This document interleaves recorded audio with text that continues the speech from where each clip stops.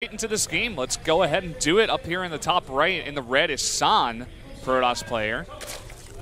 And of course, ByuL for CJ Antis down here, the bottom left. And let's take a close look and see how many drones we see. We see any early pools or anything like that. I don't think so. And San lost that last game, trying to play pretty straight up. Not really, in my opinion, what he's the best at in this matchup. I think his aggression is much stronger. Very well known for his 4 gateway attacks in this matchup. People calling them the San 4-gate, almost reminiscent of the Choya 4-gate, which is the one gas 4-gate on one base back from 2010. I'm very curious to see if he's going to go aggressive again on this map. I mean, out of all the maps we have, it's one of the maps that it's not that long of a rush distance. You can get to that third base relatively quickly. And, you know, we've seen tons of stuff like Mortal Timings. We've seen Blank Stalker, 6-gate with +2. Maybe we see something like you said, the 4-gate out of San could happen. But last time, in the last series, we had Classic versus Rogue. We just had a pretty straight-up game in Classic. That was pretty much his style. He was able to take that one. So we'll see whether or not the Protoss can take it once again here for San. San goes ahead and grabs a gate first. And is not grabbed it. He grabs it. He's really feeling it. He doesn't throw it down. Yeah, you know, he takes it on, he presses B, and he grabs it with his probe and puts that down. The probe grabs that warp field and opens it. Pull that gateway in from Ire here. So this game starts off with a little bit more of a aggressive opening by San because, you know, he can get his Cyber Core up faster, get his tech up faster. There's that core right now coming in here. And from ByuL, we see a hatch first in the gas before pool, so a very greedy opener, but good against what San has chosen because he'll have speed pretty fast, and he'll be able to get the hatch up to get the drones out he needs to defend any early aggression.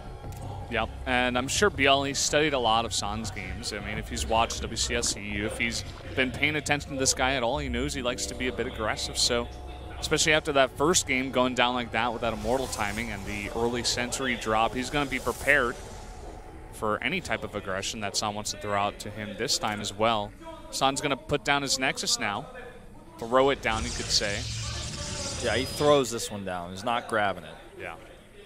And let's see what's going to come out of this gas here because he's hitting that 100 gas mark. And pulls all workers out, actually. You could see at the bottom right there if you were really watching it like a hawk like I was. He pulls all 3 out this time. And he's going to go into full mineral mining. Yeah. Although, no, I think he left one guy in there because he's slowly getting it now. Yeah, it looks like he definitely put one back in. So, yeah, he's getting it pretty slow. But I guess maybe he wanted to hide that from the probe that came in. It's really hard to say because we didn't really get a very close shot on it. Well, 2 extra gates being thrown down here, and he starts a Sensory. And the 3rd, or you could say 4th gate coming down here. Oh, is it the San 4-gate? Is he bringing it back to Korea? Beats European Zergs with it. Is ready to bring that back to his hometown here in Seoul. Oh, the pylon! It gets down. He gets it. The probe does go down, though. He's going to have to send one more out there. And it's not the best location either. Yeah. Firstly, it's spotted. It does have a pretty tight location to fall back to. Like, it's not going to get surrounded by Zerglings easily, that's for sure. But it's not very close by. He's going to want to warp in 4 Zealots here, but he can't. In fact, the Lings are going for the Zealot first, so he might actually have enough time here. That Warp Gate research is almost done. Here comes that Mothership Core. I don't think he's going to get the Warp in. I don't think so. Chronoing it out. And no, it will be canceled here. He cannot do it. Yeah. Didn't have enough time, so decides not to go for it. He has another probe out on the map, though, but I'm sure ByuL is going to be looking for that guy. He does have speed on his Zerglings now. Some Zealots were warped in back at the base of San, and he has 2 sentries here to defend in case any counter-aggression comes down as well. Well, he does go check over here. He doesn't check far enough, though.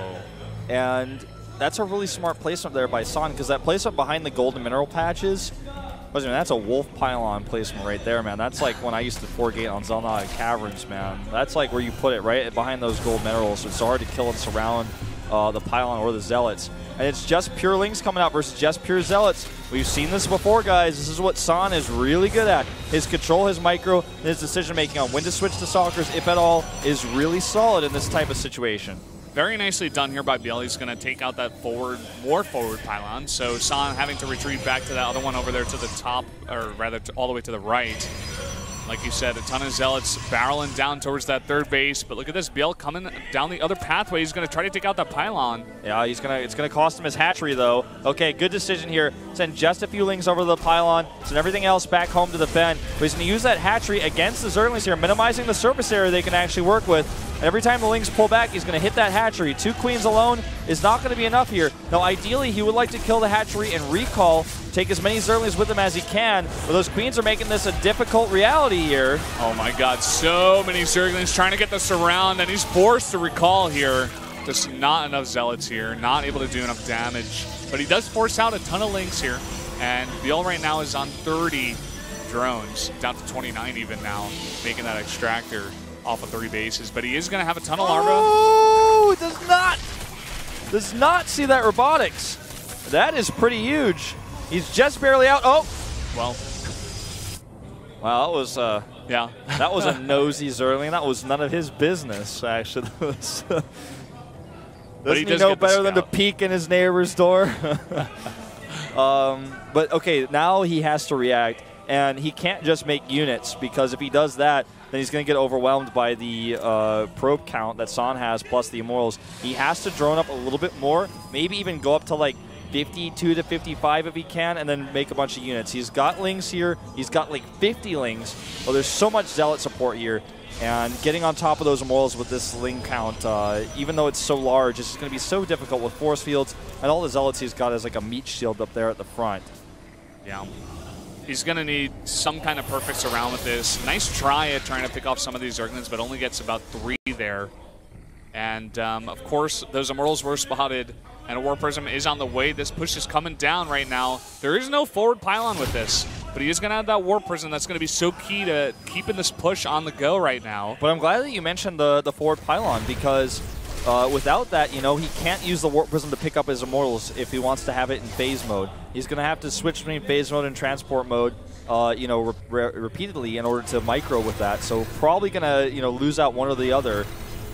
Most likely going to end up being picking the Immortals up, because he's going to need that for Warpins. He has to constantly Warpin if he wants to make this work. Okay, there is a Pylon. A probe somehow sneaked up here. I'm not sure how that happened.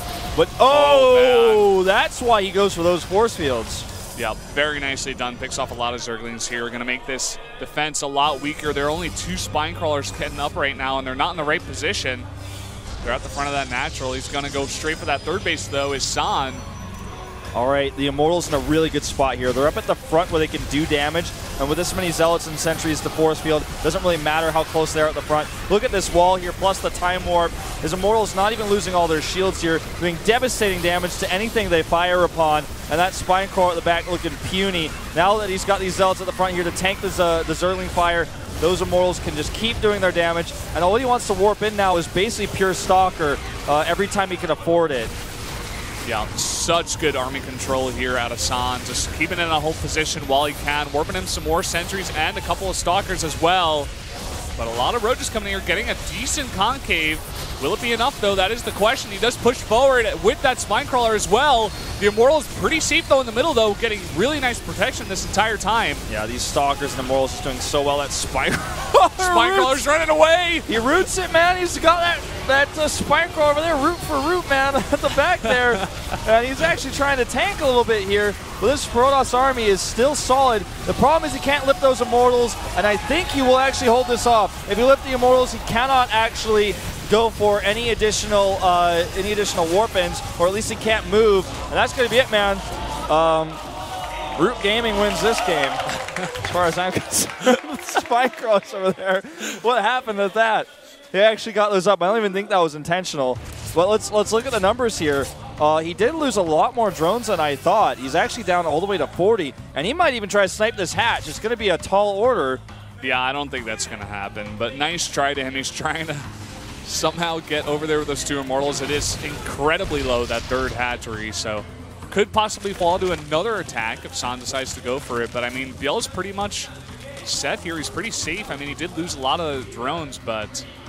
That Spire right there, this is... Oh, he got scared. I was going to say, this is a really ballsy move because what he's basically saying is, I'm going to hold your next push with mutas, you know, or at least try to get those out after you come, and then I'm going to kill you with mutas because you have no, you know, no answer for them. Going for Hydras is a much more like middle road approach to holding this. Oh, snipes that and gets out. This is such smart play by Son. He's kind of in a way broadcasting that he's going to do a follow-up attack here. The Overseer already sees it, already knows it. But this is normally what happens when you trade well with the drones and save your immortals. The rest of the gateway units to replace are cheap. You make a few more immortals, you do a second immortal push. Well, the Zerg's economy is hurt. Had he killed that third hatchery, this would work for sure. But now it's still got a pretty decent chance. Look at that, 14 Zealots out right now and 4 immortals, soon to be a 5th. And that Warp Prism's still there.